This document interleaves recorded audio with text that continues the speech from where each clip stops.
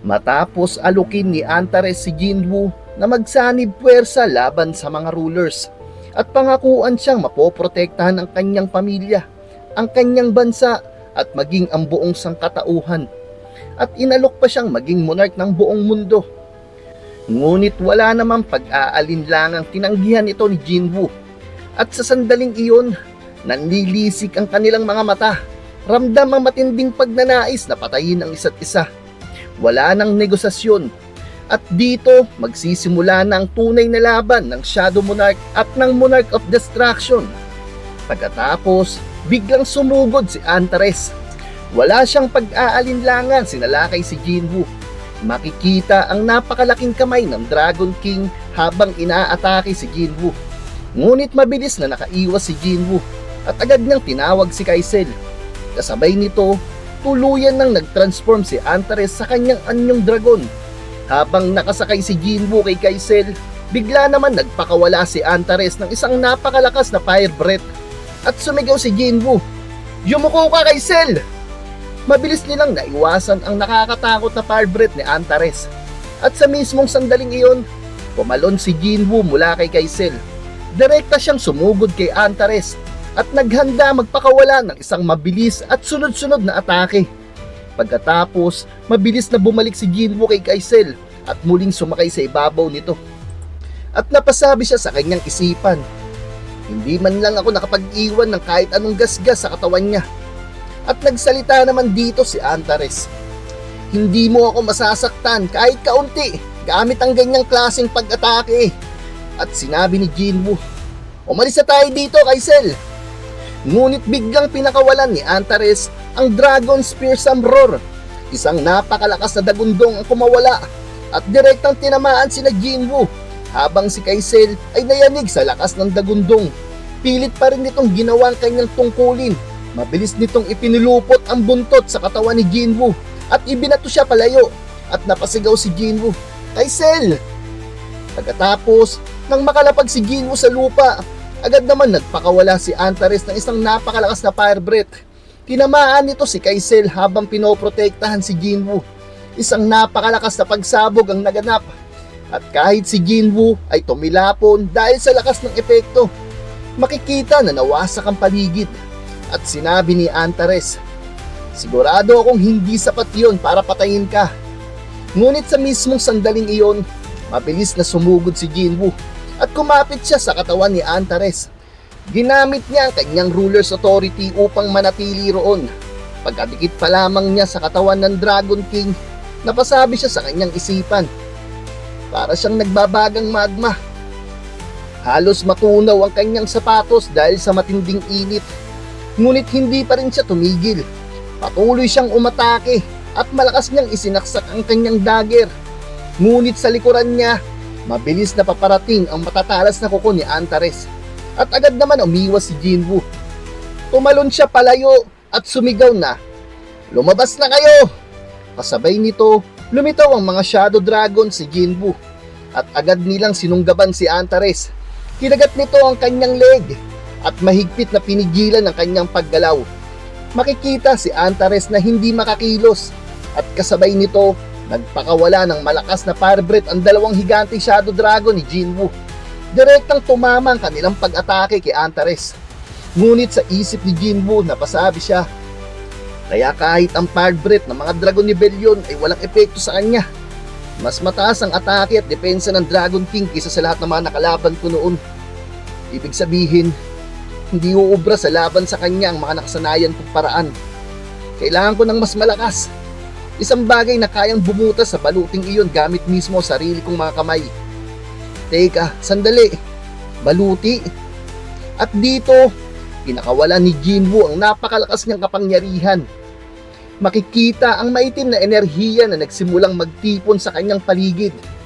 Samantala, tuluyan nang winasak ni Antares ang mga dragon na umatake sa kanya. At sinabi nito, "Talaga bang naniniwala kang mapipigilan ako ng mga hamak na sundalong ito?" Ngunit biglang nanlaki ang mga mata ni Antares. Napansin niyang napakalaking kapangyarihang kumakawala mula kay Jinwoo. At napasabi siya sa kanyang isipan, "Ano to? Nararamdaman ko ang kapangyarihan ng kadiliman na nagtitipon sa paligid niya." At sinabi pa niyang, ano na naman ang binabalak mo sa pagkakataong ito? At sinabi naman ni Jinwoo sa kanyang isipan, babalutin ko ang aking katawan ng kapangyarihan ng kadiliman at gagawa ko ng baluting mas malaki at mas matibay kaysa sa kanya. Napakalaki nito na magmumukhang napakaliit ng bawat nilalang sa mundo. At na rin ako. At dito, kumawala ang napakalakas na kapangyarihan ni Jinwoo. Halos nilamon ng kanyang enerhiya ang buong lugar. Maging si Antares ay tila nandiit sa harapan ng kapangyarihang iyon.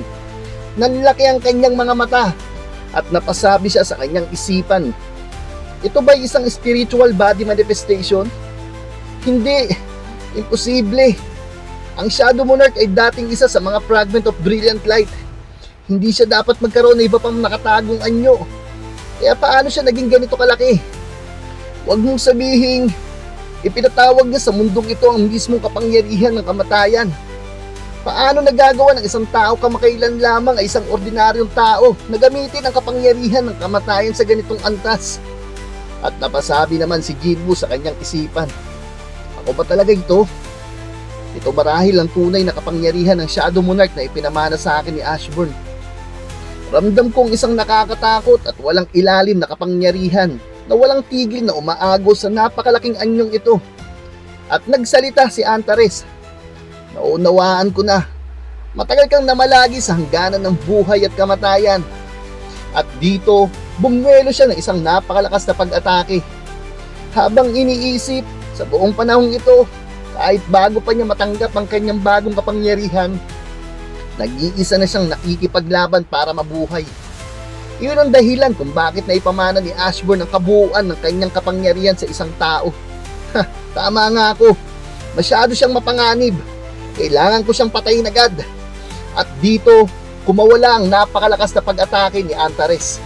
Direkta itong tumama kay Jinwoo. Ngunit hindi man lamang gumalaw si Jinwoo. Hindi rin siya nabahala. At kasabay nito, nagpakawala siya ng isang simpleng pag-atake. Ngunit sa isang iglap, nahati sa gitna ang pag-atake ni Antares. Tuluyan itong nawasak at direktang tumama kay Antares ang pag-atake ni Jinwoo. Kitang-kita kung paano siya nasugatan at napinsala.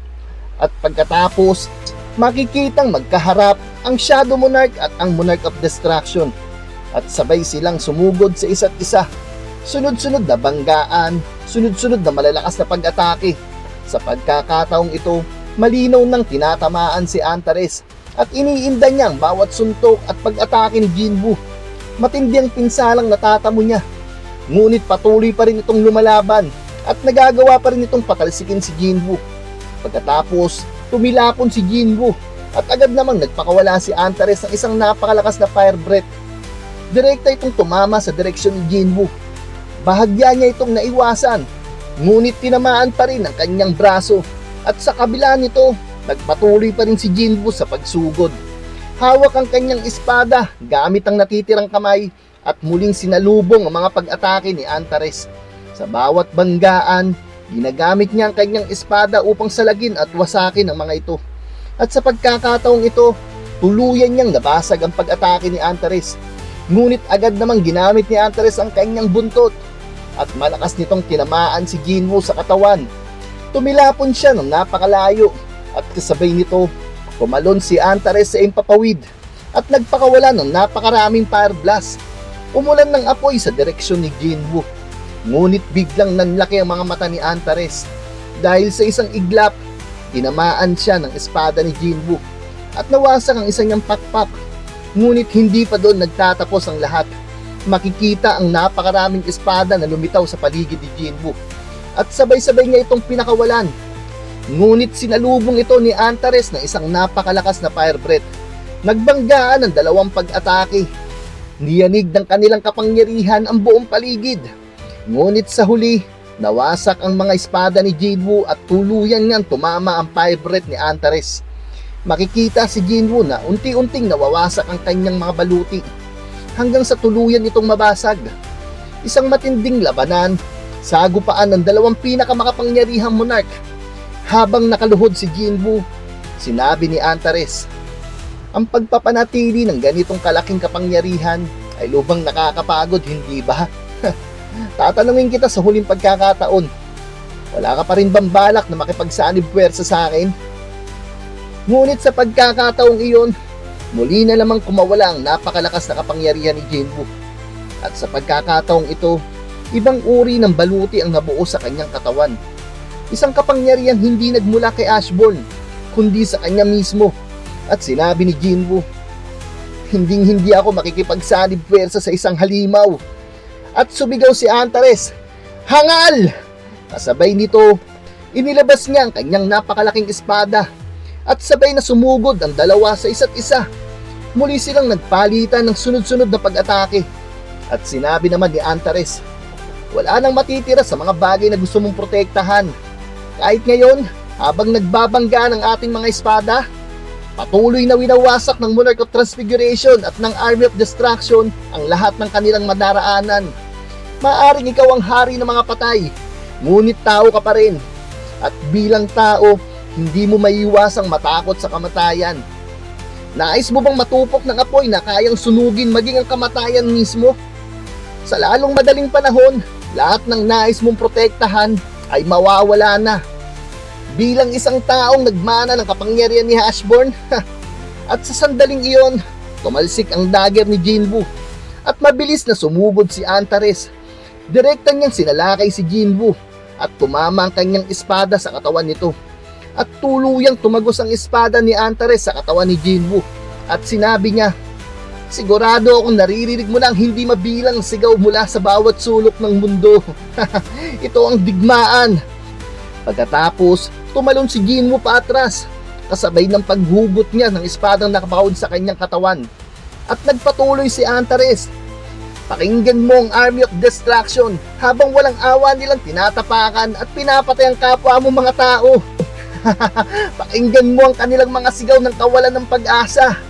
Makikita si Jinwoo, sugatan at unti-unting nangihina. Dinampot niya ang kanyang dagger at nagpatuloy si Antares sa pagsasalita. Ang kawalan ng pag-asang iyon ay kakalat na parang sakit. At sa pagkakataong ito, muli siyang sumugod. Itinutok niya ang kanyang espada sa ulo ni Jinwoo at sinabi niya, at tuluyan nitong patatahimikid ang buong sangkatauhan. Pagsisisihan mo ang naging desisyon mo. Ngunit habang nakatitig si Jinwoo kay Antares, sinabi niya, kung may magsisisi man, ikaw yun. At dito, may kitang isa sa mga dagger ni Jinwoo na lumilipad patungo kay Antares. Direkta itong umatake mula sa kanyang likuran. Ngunit nang tumama ito, wala itong nagawa. Madali lamang itong napigilan ni Antares at sinabi niya, inakala mo ba talagang masasaksak ako ng isang dagger na gawa sa pangil ng dragon? Ako ang Dragon King. Nakakatawa. Ito ay labanan sa pagitan ng isang nilalang na isinilang mula sa kadiliman at ng isang kadiliman isinilang mula sa liwanag. At mabilis na umatras si Jinwoo habang nagpapatuloy si Antares sa pagsasalita. Ngunit mukhang malapit na itong matapos. At sumagot si Jinwoo, tama ka, nakikita ko na rin ang katapusan. At sinabi naman ni Antares, oh, sa wakas ba'y napagtanto mo na walang saysay ang paglaban? Ngunit sa isang iglap, mabilis na sumugod si Jinwoo. At sinabi ni Antares, hindi ko na kailangang hintayin pang mahanap ako ng Army of Destruction dahil tataas ang kanilang moral sa sandaling pugutan kita ng ulo. At sinabi ni Jinwoo, hindi mo ba alam? Habang nagliliwanag ang liwanag, mas lalong lumalalim ang mga anino. At dito, natigilan si Antares. Sa mismong sandaling iyon, biglang kumawala mula sa anino ni Jinwoo ang lahat ng kanyang Shadow Soldiers. Hinawakan nila si Antares mula sa ulo, sa katawan, sa mga braso, sa kanyang espada at maging sa kanyang mga paa. At galit na sumigaw si Antares, lintik ka! Pupunitin kita ng pira-piraso at ipapakain sa mga dragon. Ipapakita ko sa iyo kung ano ang naghihintay sa isang taong katulad mo. Isang taong naglakas loob na labanan ako hanggang sa uli. At dito, inilabas ni Jinwoo ang isa pa niyang dagger. At sa sandaling iyon, tila nakita niya ang kanyang ama, si Ashburn, at ang kanyang dating sarili, na para bang sabay-sabay silang umaatake bilang iisang nilalang. At sa isang napakabilis na galaw, Tinamaan si Antares mula ulo hanggang sa katawan at sinabi ni Jinwoo, "Nagtataka ako, makikita mo rin kaya ang sarili mong katapusan?" At dito, makikita na hawak ni Jinwoo ang dagger ng kanyang ama, ang mismong sandatang ginamit niya upang hatiin si Antares. Kasabay nito, makikita na unti-unting nababasag ang kalangitan at makikita rin si Antares na unti-unting nahati ang kanyang katawan mula ulo pababa. At sinabi ni Antares na, "Nadali mo ako. Ngunit hindi dapat naging posible yun. Sigurado akong wala akong nakitang gate nang una akong dumating dito. Napakalaking enerhiyang kakailanganin upang pagdugtungin dalawang mundo. Kaya paano nakarating dito ang hukbo ng mga rulers?" At dito, ipinakita ang mga rulers. Nakapalibot na sila sa kanilang dalawa at patuloy pa silang lumalabas mula sa nababasag na kalangitan. At nagpatuloy si Antares, "Akala ko inilayo mo ang aking hukbo at dinala mo ako rito dahil ayaw mong may mga bala sa atin. Kaya pala, ang plano mo mula pa sa simula ay gamitin ang lakas ng ating kapangyarihan upang wasakin ang espasyong ito at tawagin ang iyong mga kampe mula sa kabilang panig. Ngunit hindi ka dapat nagkaroon ng paraan upang makipag-ugnayan sa mga rulers." At dito, sumagot si Jinwoo, "Mayroong paraan. Ang mga vessels ng mga rulers, ang mga taong hiniraman nila ng kanilang kapangyarihan." At sinabi ni Antares, "Ganun ba? Kaya ginamit mo ang mga vessels na yon upang ihanda ang gate sa mismong lugar na ito? Nakahanap ka ng paraan upang manalo sa digmaan kahit matalo ka sa laban na ito. Mukhang ang kabiguan kong makita ang mas malaking larawan ang naging dahilan ng aking pagkatalo." At dito, nagtanong si Jinwoo, "Ikaw nga ba yun? Ikaw ang lihim na nag-utos sa Monarch of White Flames at Monarch of Punks na salakayin ng Shadow Monarch?" At sumagot si Antares, "Yun bang sinabi sa iyo ng Monarch of White Flames?" At sumagot si Jinwoo na, "Pinapasabi nga pala ni Ashburn ang kanyang pagbati." Kasabay nito, makikita si Jinwoo na nakangisi at tila sinasadya pa niyan lalong asarin ito nang itaas niya ang kanyang gitnang daliri. At doon, tuluyang naggit-git sa galit si Antares at sumigaw ito, "Lintik ka!" At mabilis siyang sumugod kay Jinwoo. Ngunit bago pa siya tuluyang makalapit, sunod-sunod nang tumama sa kanyang mga sibat ng mga rulers. Tinuhog siya sa iba't ibang bahagi ng kanyang katawan at tuluyan na siyang hindi maagalaw. At dito nga, nagpakita ang pinuno ng mga rulers. At sinabi ni Antares, "Ang mundo ay laging nababalot ng maningning na liwanag at malalim na anino. Marahil ay wala naman talaga akong pagkakataong manalo pa mula sa umpisa.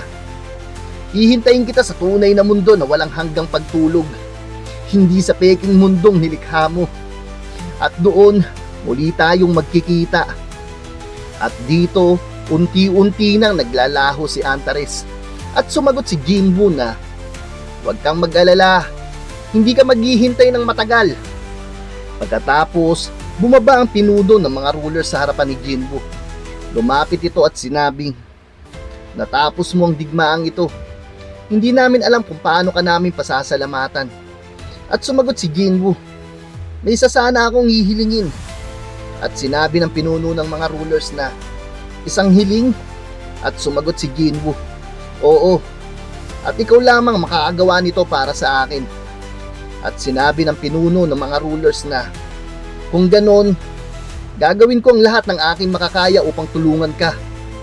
At sinabi ni Jinwoo, "Maaari mo bang gamitin ang Cup of Reincarnation ng isa pang beses?" At sinabi ng pinuno ng mga rulers na, "Ibig mo bang sabihin ay nais mong ibalik ang panahon gamit ang Cup of Reincarnation?" At sumagot si Jinwoo na, "Tama." At sinabi ng pinuno ng mga rulers na, "Kahit gamitin mo ang kasangkapang nilikha ng Diyos para rito, mananatili pa rin ang isang kamalayan ng mga nakatataas na nilalang. Ibig sabihin, mabubuhay muli ang mga namatay na mga monarchs kasama ang kanilang mga alaala. Alam mo na ang lahat ng iyon. Nais mo pa rin bang ituloy ito?" At sumagot dito si Jinwoo na, "Oo, ako nang bahala sa mga monarchs at sa kanilang mga hukbo sa loob ng Dimensional Rift. Kaya pagkatapos ninyong ibalik ang panahon, huwag na kayong magpadala pa ng kahit sino sa Earth." At sinabi ng pinuno ng mga rulers na, Balak mong akuin ang mag-isang digmaang ito. Ngunit bakit mo pa kailangang umabot sa puntong ito? Kami mismo ay maraming beses nang gumamit ng Cup of Reincarnation. Ngunit hindi namin kailanman nakamit ang tagumpay na nagawa mo ngayon. At dito, yumuko si Jinwoo habang nakatingin sa dagger ng kanyang ama. At sinabi niya, masyadong maraming buhay ang nawala sa labanang ito. Gusto kong maibalik sila. At sinabi ng pinuno ng mga rulers na malapit nang mawala ang kapangyarihan ng Cup of Reincarnation. Kapag nabigo ka, hindi mo na uli may babalik ang panahon. Maaari kang maalala magpakailanman bilang bayani na nagpahinto sa ambisyon ng mga monarchs. Ngunit walang sino man ang makakaalala sa labanang nais mong simulan. Kapahamakan ang naghihintay sa iyo kapag nabigo ka. At wala ring sasalubong upang batiin ka kapag nagtagumpay ka. Sa kabila ng lahat ng iyon, nais mo pa rin bang ibalik ang panahon? At dito, tumikit lamang si Jinwoo at ngumiti. Ipinakita ang kanyang ina, ang kanyang kapatid na si Gina, at si Cha Hae-in, si Chairman Woo Jin-chul, at maging si Jinho, at lahat ng taong mahalaga sa kanya. At sumagot siya na, oo. At sinabi ng pinuno ng mga rulers, kaya nais mong iligtas ang buong mundo gamit ang sarili mong mga kamay. Ang determinasyong pasanin ang lahat ng iyon ay labis na nagpapaalala sa akin kay Ashburn. Kung ganon, naway pagpalain ka ng kapalaran. At biglang nagtanong si Jinwoo, teka, sandali, ano ang mangyayari sa mga shadow soldiers na hindi umiiral noon? At sumagot ang pinuno ng mga rulers na ang mga nilalang na sumasalungat sa nakaraan ay maglalaho, at ang mga hindi naman sumasalungat dito ay mananatili. At ngumiti si Jinwoo at sinabing, naiintindihan ko, handa na ako. At dito, sinimulan na ng mga rulers ang paggamit ng Cup of Reincarnation. At sinabi ng pinuno ng mga rulers na naway mailigtas ng iyong katapangan ang iyong mundo. Matapos tuluyang tapusin ni Jinwoo ang digmaan at pabagsakin ng pinakamalakas na monarch na si Antares, isang nakakagulat na desisyon ang kanyang ginawa. Sa halip na tanggapin ang tagumpay, pinili niyang ibalik ang panahon. Ngunit sa oras na mangyari yon, mabubuhay muli ang lahat ng mga monarchs at dala pa rin nila ang kanilang mga alaala. Alam nila kung sino si Jinwoo, alam nila kung paano sila natalo. Ngayon na wala na siyang mga kakampi at suporta, makakaya pa kaya ni Jinwoo na harapin ang lahat ng mga monarchs na mag-isa? O sa pagkakataong ito, magtutulungan na silang lahat ng mga monarchs upang tuluyan siyang patayin? Abangan natin yan sa susunod na episode ng Solo Leveling Season 3 Manhwa Review. Dito lang sa Anime Kwento Hub, kung saan ang paborito mong anime ay kinukwento ng malinaw sa Tagalog.